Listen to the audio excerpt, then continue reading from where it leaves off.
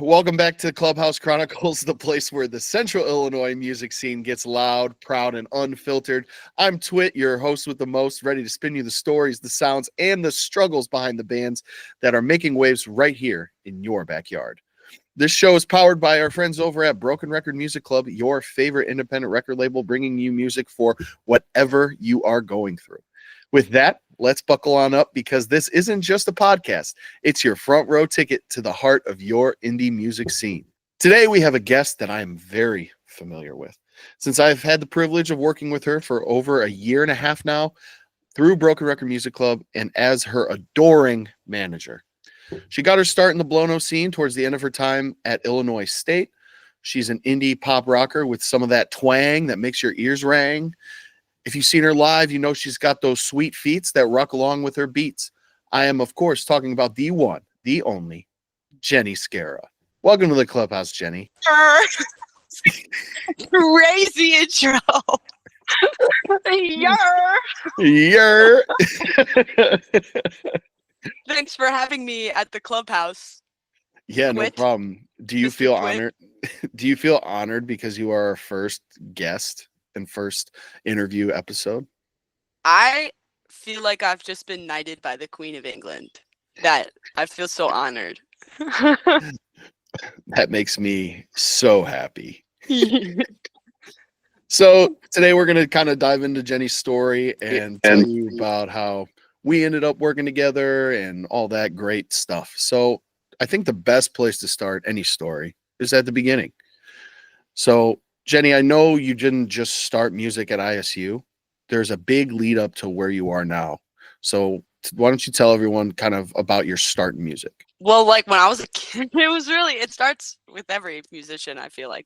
When you're a kid and you're just like, you're just making all this noise and banging on shit, and your mom eventually is like, I gotta get this kid a drum set because she's gonna break something. So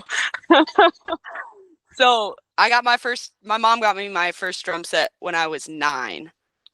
Actually because me and my neighbors started a band and somebody needed to be the drummer, and I had been asking my mom about playing drums for a while, so she finally got me one and I started taking lessons. And this band I thought was the coolest thing. I was like in 4th grade, I was like, this is the coolest thing in the world. And then I come back and I tell the guy, this is like after like 3 days, I come back and I tell the guys, they're older than me. I was like, yo, like I got a drum set. I started taking drum lessons. Like, we can really do this band thing now. They're like, the band? We're not doing that. What are you talking? Like, it was just like an afternoon, like, hangout thing to do for them. I was devastated, bro. But I kept playing drums. And then I lied my way into 5th grade band, and I told the director that I played piano, but I didn't. I told him I took 2 years of piano, but I didn't. And I just kind of like wung it and ended up being like, I remember it being like really easy, low key to learn, like xylophone, and I started on the glockenspiel actually. But then I was in band and choir in middle school. I quit choir after freshman year of high school. I was still in band and I joined marching band and was in front ensemble playing the vibraphone my first year, and then was on drumline playing the tenors my second year. But then after my second year, I quit because I quit marching band because I was playing soccer too, and that started to get like, college recruitment, blah blah blah, got all serious, and I was like, I don't have time for this, which I actually didn't, because people kept getting mad when I was like missing this for that or that for this or whatever. So I chose soccer.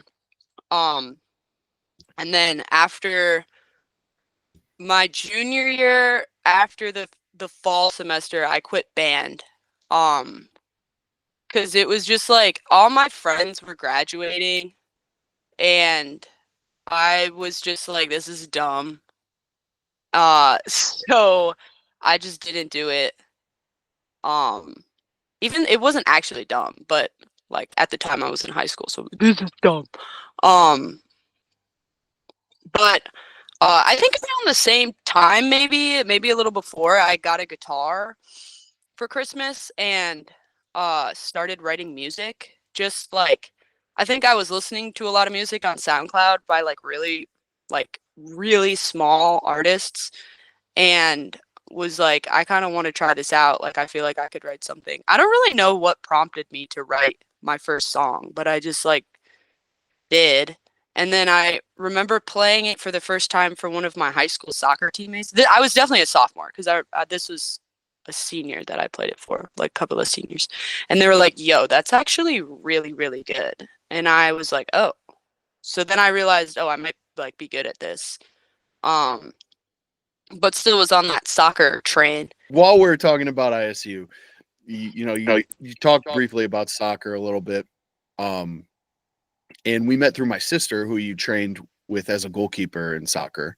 So kind of tell us about your soccer career and how it landed you at ISU, because I think establishing how you got to Blono in that scene is just as important as you being in it now. I was like doing the college recruitment thing, trying to get a scholarship to play in college, and I got one at originally when I like end of my sophomore year, maybe beginning of my junior year. I signed with this school out in New York called Binghamton University. And then like maybe that was during my sophomore year. I forget, but eventually, like I think like maybe around like Christmas or like January, their coach got fired. The coach that recruited me got fired, and they brought in a new coach, and he emailed me and was like, yo, so I actually brought my own goalkeeper with me, so we don't have a spot for you. And I was like, okay. I was really fucking mad. Then just sort of like scrambled to find a new college. I think my mom was like, yo, Illinois State's having a camp, like you should go. So I went, ended up really liking the campus, really liking the coaches. My high school soccer teammate Megan went there too, so it was like I had a little bit of like comfort in that I already knew somebody there, which was really nice. And then yeah, I got offered a spot and I took it and ended up at I feel like ISU just sort of like fell into my lap. Like I really like it's just sort of happened. I feel like Binghamton was more like I was putting the work in and like going around and looking at different places and like whatnot, but like ISU it sort of just happened and I was like, okay, and just did it. I don't know. Well, it's clear that like soccer played a large part in your entire life, because anyone who makes that kind of commitment going into college sports, like obviously it has to be significant, right? Like you have to have that desire. Like it's not something that oh, I just love soccer, like you can go and do it. Like you have to love training, you have to love being a part of that process. So you played at ISU, you did your time, and then you decided to step away. And as someone who's like gone through that transition from athletics to whatever's next, I know it's a very difficult road to walk on, especially by yourself. You have all your friends rooted in the sport. How was that transition as you stepped away from soccer into music, where you may not have had as many connections initially as you walking in with a soccer scholarship? Transition into music didn't happen for like a couple years, but the transition out of soccer, because then I went into grad school, and that was like the worst time of my life, probably. It was just awful. I didn't leave the team on good terms. I was one of like over 20 girls to quit within 2 years. Like the team, it was just bad. Really like emotionally traumatizing. And so that transition out, I like literally had no friends. I transitioned out and then like summer happened and I had to stay down in Bloomington to work, and all the soccer girls like that were still on the team, like you don't realize how cliquey those things are until you're not in it. And then all of a sudden you're like, oh, I thought these people, like I thought we were all friends and I was getting invited to stuff because we were friends, but really it was because we were on the same team. Like, we happened to be in the same group together. And I was so fucking lonely that summer after undergrad. It was awful. I smoked a lot of weed, definitely just to cope. And then grad school started, which was even worse, because everybody that's been to grad school or law school or any type of like keep going after undergrad knows like the first semester is absolutely terrible. Like, you just think you're not gonna make it, and everybody thinks about, man, I should just drop out. Like, this, I can't do this. But I kept doing it. Thankfully I had my friend Carolyn with me, and we just powered through that together. Oh my God, we just powered through that together. But eventually, I had been working on this song with my friend Kai, who was on the track team, Bottom of the Ocean, and it got to the point where we had been working on this song for a while, and I wasn't really taking it seriously about like putting it out. I was kind of just making it for fun. But then I was listening back to it, and this was really all of it happened like kind of in one day. Like, I was listening to it, um and I was like, yo, like, this is at the fall semester of my second year of grad school. So like winter fall of 2022. Um and I was like, yo, like, hi, this song is like really, really good. Like, I think like we should really go at this and really like do something with it. And he was like, hell yeah. And then that same day I had this like, I just like smoked too much weed and like totally tripped out. But I had this like feeling. So it was like the first half of the day was good because I was like, I can do this. Like, I should do it. And the second half of the day was like this bad feeling of like me as a old lady, like laying on my deathbed. And I could just feel like this pang of anger at myself and regret for never having tried, because I'd been writing music for so long and I knew I was good at it. I just didn't have the confidence. Like, that was really it. Like, I just wasn't confident in myself. Um, but I had this like feeling of like future regret and anger at myself that I just couldn't live with that. Like, I just was like, I have to try, because even if I fail, at least I can tell myself that I tried. So I just started doing it. Like, I just jumped in with both feet. So this puts us right around the time that we began working together. So I mentioned before that we got in contact through my sister, and I know my side of the story, reached out, whatever. You sent me Bottom of the Ocean. That was like the first song you shared with me. And I was like, that's crazy. But I would love to hear like your perspective on it. So, you made this decision, like, yeah, I'm going to go after it. And then you have someone reach out to you, like, take me through like how that felt, or what was the thought process behind it. The thought process was like, Bailey like said that thing, and then you reached out and I sent you my music and you liked it. But the thought process was really like, I had heard so much about people getting fucked over in the music industry and I didn't know you. And I was like really, really cautious about, except after we had that first meeting, I was like super excited. And I told Kyle, I was like, I think we should do it. He's like, dude, chill out. Like,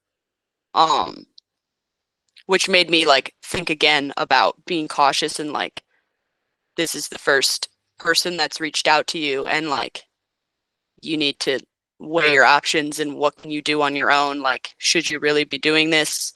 What's the right, like, I waited a lot.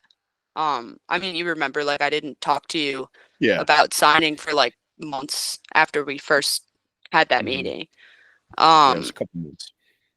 But ultimately, like, it was honestly about the original contract. Like, I really liked that it was like month to month, and I could, like, if it wasn't working out, I could just back out. Like, that was really, I was like, I'll just try it. Like, what have I got to lose? If he's a dumbass and I hate him, like, I'll just back out.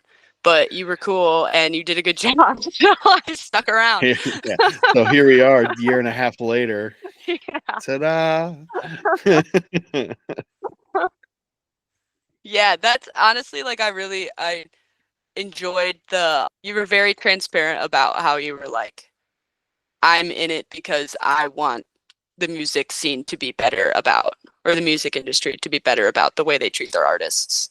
So like I'm just gonna start there and like do that myself and treat people well. And I was like, okay, bet. I really liked how much independence you gave me. I really needed that. As someone who's not musically talented at all, like who am I to tell you what to do or what not to do? Yeah, Like just keep making dope music. It'll come out. Like I'll put it out and I'll be yeah. behind it 100%, and Yeah. it kind of works. So Yeah.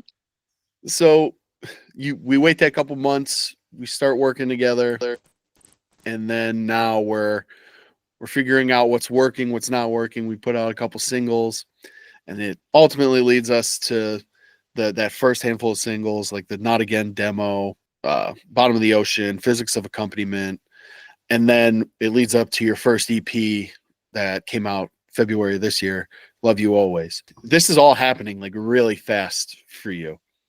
So what was working on that first full project like? Was it, with how quick it was, like did you feel ready? Did you feel confident in yourself at that point to release a piece of work that is awesome? Like because it is an awesome project. It's probably the best project that I've been able to put out through my label. So what was your mindset throughout this whole beginning, like as we're going into the EP? I think my mindset's changed a lot since then. Um, but honestly, like not good enough. Like I knew that I was capable of being better. That's really what it was. Like I knew what I wanted and I knew what I wanted my songs to sound like. And like the EP is great. And in my opinion, my personal opinion, I could have done a lot better. And I think I'm proud of the work I did. I I love those songs always have a spot in my heart. Especially Heal the Tide. Like that one's really sick. This is great. This is cool. I'm putting it out. I also didn't really know what I was doing in terms of promotion at all. Like I didn't really know like what my branding or marketing style would be on social media, so that was extremely frustrating to figure out. Like I was just like mad when videos wouldn't do well, but we can talk about that later. I've like figured that out as time has gone on. But really like I think at that time not good enough in a frustrating way where I'm like this isn't good enough, like it needs to be better. Now I look back on it and I'm like, I was growing. Like I was just learning. And I think I've learned to give myself more space to learn and grow like, as I write, produce, and like mix, uh, songs. Learning what I want and how to do that, basically. And patience. It's like it's the athlete mentality carrying over, and we talk about this a lot. But I'm kind of the same way, just not with music that I make. It's more like with this podcast. Like I had to make sure everything was set up to the best that I could get it. Make sure I had all the right tools so that when I do it, like I'm going to do it the right way, and then know how to promote it and what I'm going to do. And having that mindset is a blessing and a curse, because it gets you to where you want to go, but at the same time, it's like you feel like nothing is good enough until you can touch it just a little bit, but then you even move the goalpost a little further, so then you're always chasing. Like it's a blessing and a curse. I definitely understand the mindset between that period for you. You started talking about how you didn't really know how to gauge, what kind of content to create, what kind of promotions you should be doing. But fast forward till earlier this year, you had a viral period on social media where everything you posted was pretty much golden, and we were getting, hundreds of thousands of streams, or views, I should say, not streams. And then that led to your top song of the year with Hello, Mr. Octopus.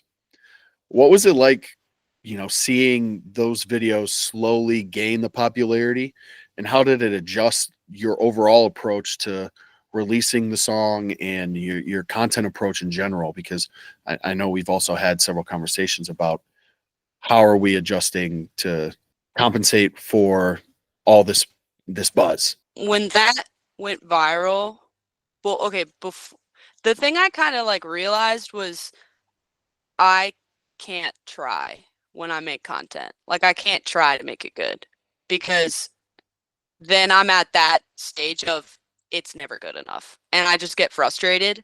And I kind of realized like you just need to have fun with this. Like I started treating it like I treated my Snapchat stories, where if I thought something was funny or thought something was like cool or whatever, I would just like put it on my story and I didn't really give a fuck.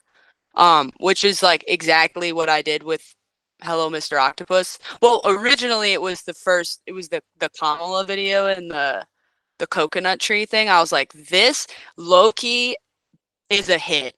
And it's so funny. So I put that up and that did well.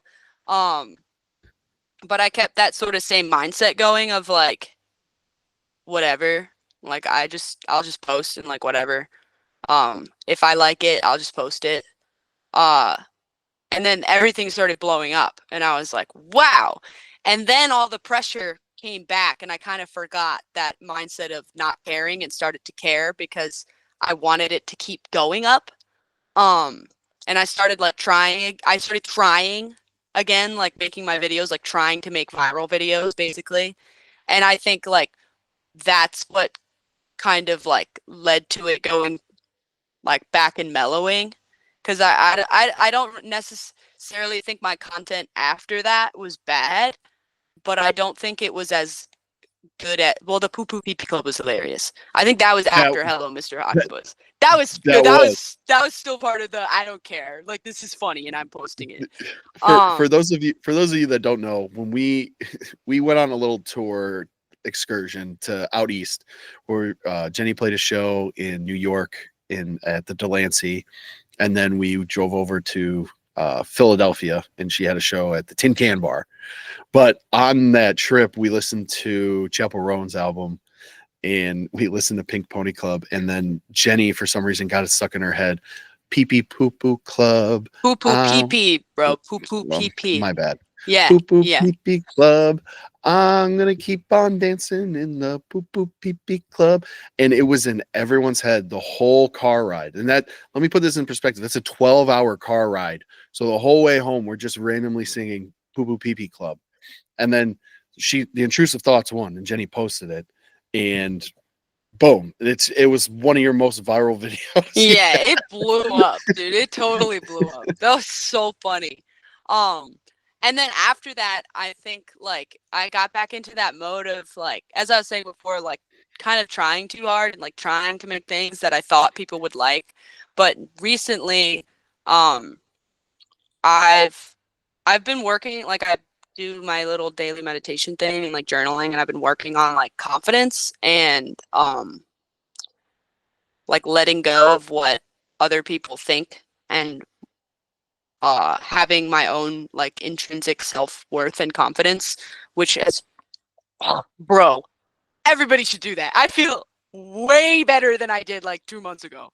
But recently with my content, I've like remembered that okay, you need to just post what you think is funny. Like, and don't even try to come like basically my mindset right now is post every day on TikTok at least. Like post every day. And then you can just do little like if you don't have any ideas, just sing a song. Like it's fine. It doesn't need to be perfect. But when you do have an idea, post it. Like if you think something's funny, if you think something's good, post it. If you like it, definitely post it. So I've been kind of going with that mindset and I've been seeing more success on both TikTok and Instagram recently. Which is really nice because I have to remind myself of when something does well, who cares? Like it does like just post. It doesn't matter. Like everything is fine. Just talk to the camera like you're talking to your friends on Snapchat. Like it's fine. You're not in the public square. It's you're just in your room by yourself. Like, it's fine. Yeah. So, moral of the story, kids, if you have self-confidence, it changes your whole perspective. So, find that. So, this year we ended up with a beefed up version of that 2023 demo, Not Again. There were some really cool visuals that came along. We had like a visualizer and we had a full music video. Shout out Colin Burke for being the fucking man. Oh, But what made you want to create an updated version of the song, and what made it stand out to you? And then what does it show you, or the people listening, your progression as an artist? that song just like again wasn't. It just wasn't like the original one, the demo. Like, that was the first song I ever mixed, and I also mastered. I think I might have ran that through like SoundCloud's mastering thing, which is insane. That's an insane thing. Like, looking back, I can't believe I did that. But it was what I had at the time, so I used it. But uh it was the first song I ever mixed and like produced myself. I had like at the beginning I started writing it with my friend Todd, but I mixed it and like essentially produced the whole thing myself. And it just when I brought it to the band and we started playing it live, like after a while of playing it live, it was so much better live than it sounded in the recording. It sounded more genuine, almost like the first original version was very poppy, and I think I didn't really know my sound, but I think like doing that one over helped me bringing those songs to the band. Really, like that's really it. It's just like playing with the band is like how I've found my sound. I was just like, this song, it needs justice. Like I'm much better. I'd been working on mixing a lot. Like the new version that we put out, the actual version, I also mixed myself. We recorded it at Ryan Toohey's place, but I mixed it myself. I got it mastered by this guy, Chance McCoy, I think is his name. He's in Tennessee, Nashville, I think. But it's so much better. It's so much better. And it shows my like progression of how much I've learned from the original drop in October of 23 till the new drop in November of 24. Like it just is, to me, it's night and day. Especially like in terms of mixing, it is night and day. For sure. I remember you had just finished doing the mixing and you're like, dude, let's go listen to this in your car right now. And so we went in the car, and man, the middle part, where it's like just the where is my, I can't find no my, like that part was just it took it to a whole new level for me. And like seeing the growth in you after a literal year, like it's crazy what happens in a year, how much better you've gotten at doing all this and seeing that progress. And I think it just shows with like all the visual, like being able to have a release that it was an old song, you refurbished it, you made it something that you actually really love, including all the new techniques that you learned, to be able to then like, okay, here's the identity of the release, here's the visualizer I want, here's the even the album art, like that. I love the album art on that. We talked about that, planning it, like, oh, Project X kind of theme would be really cool. So to see that progress is so awesome, especially as like a manager, like yeah. And even like all my friends now are like, oh yeah, Jenny is like really good. Like some of my friends, shout out Payne Durham, #1 Jenny Scara fan. Love Payne. Shout out Payne, bro. Go Bucks. So all of this progress leads us to the current moment, right? Where it's the end of 2024. The biggest question is, what can people expect from Jenny Scara in 2025? I'm putting out a project EP coming out in May. I got a couple singles coming out before then, which I'm really proud of. Like, these, genuinely really proud of these. I'm still at that, like, I'll always have that. It can it can be better. Like now it's turned into more of like a challenge. Like, can I do better? Where as before, it's like it needs to be better. Now it's like this is really good. Can I top this? Um, and I'm like really proud of the way that these songs sound. And I changed my approach to writing, and I instead of just like trying to write a song that sounds good, I actually like started feeling my feelings while I was writing and like writing about things about my life basically and like things that matter to me. Except Octopus Song, but that technically is about my life because it's about a dream I had, which I really like. That got me into like storytelling with writing because that is just an awesome story. It's so weird, but it's such a cool story. But yeah, this upcoming EP, I'm like, oh my god, I wish I could put it out right now. Like I am so excited for it. I don't really have words for it. I'm so pumped. It's truthfully, it's the best Jenny has ever done.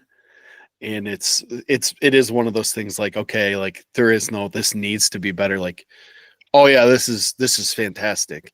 And Mm-hmm. even the reactions we've been getting, like, cause you've been playing some of these songs live and the reaction from, people who have come and, so sitting there in the venue, watching these fans react to it. Like that's the coolest thing. Like, oh yeah, this is going to be sweet. Mm-hmm. Once this comes out.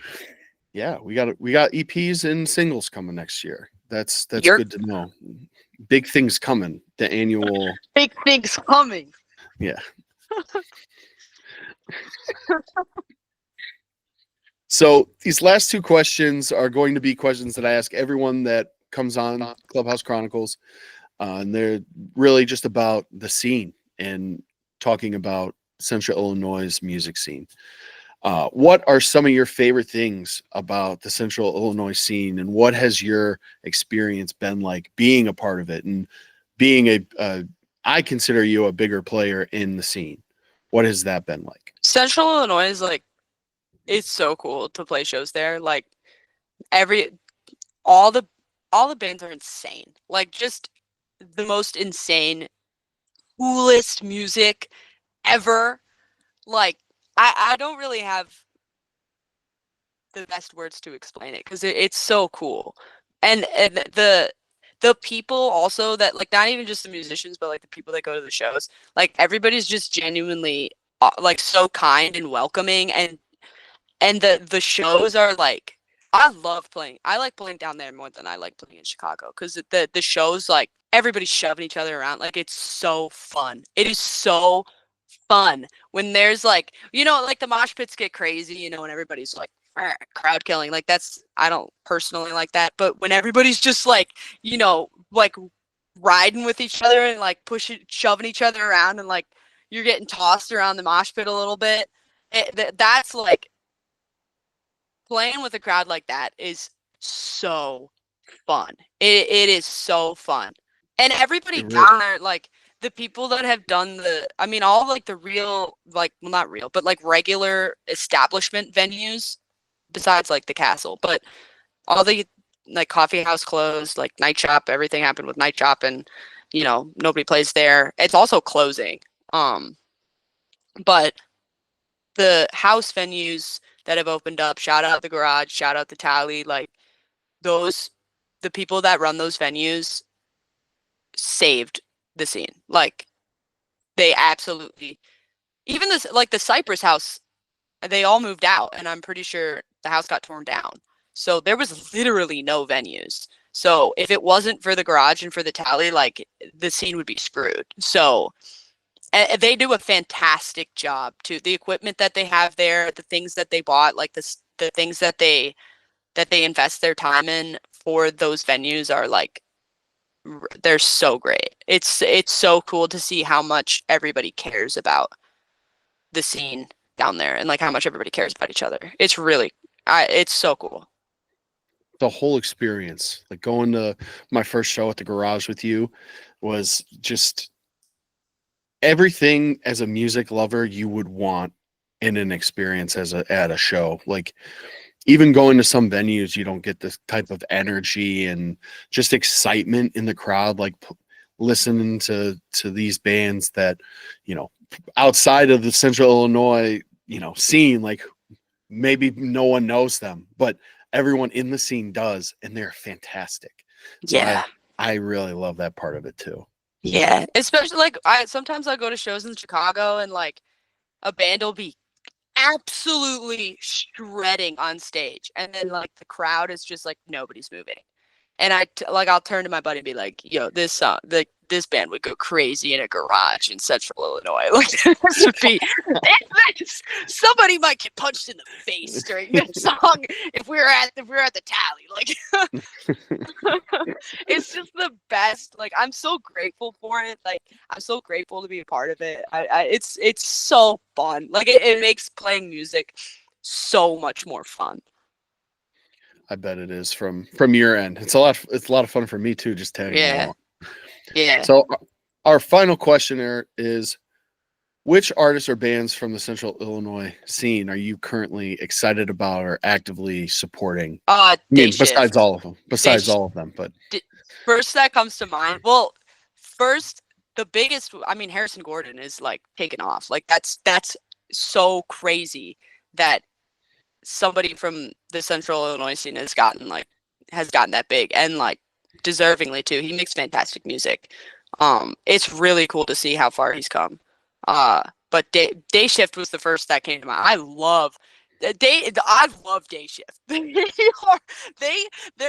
make such good music, and it is so creative. It like pisses me off as a musician. I'm like, how did you think to do that right now in this song? Like, that is so cool. And it makes me it inspires me to want to write like cool stuff like that too. Kangaroo Court as well. Like, they're just dumb good. Something's Gotta Give. I probably listened to that song like 500 times last year, or in 2024. That song is so good. All of them. Like, why I haven't actually heard Wide Orbit play yet, but it's a Ryan Toohey band, and Caleb Buey is on drums, so it'll definitely be good. But I heard like a little snippet of a video when they were playing at the Tally, and it was it was literally like a 5-second video, but it got me so hyped for New Year's Eve. I was like, they are so good. Like, it was literally just 5 seconds.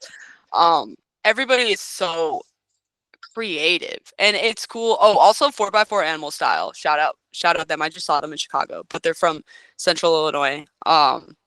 It's cool to see how much each of the bands influence each other too. Like, there's so many like little things that are so Central Illinois coded that the bands like will put into their songs. It's so cool. Like, especially with like rhythms and like syncopations of like the band all being together and doing some like weird out of time rhythm together. It just like the whole crowd, like everybody's moshing, and they do this thing where they'll like pause and do like this weird like dun dun dun dun dun dun dun, and then like go back into the song, and it like everybody stops, and then when they go back into the song, everybody goes crazy. It is so cool. It's so fun. It's a fun scene to be a part of and to get into. Yeah. And oh yeah.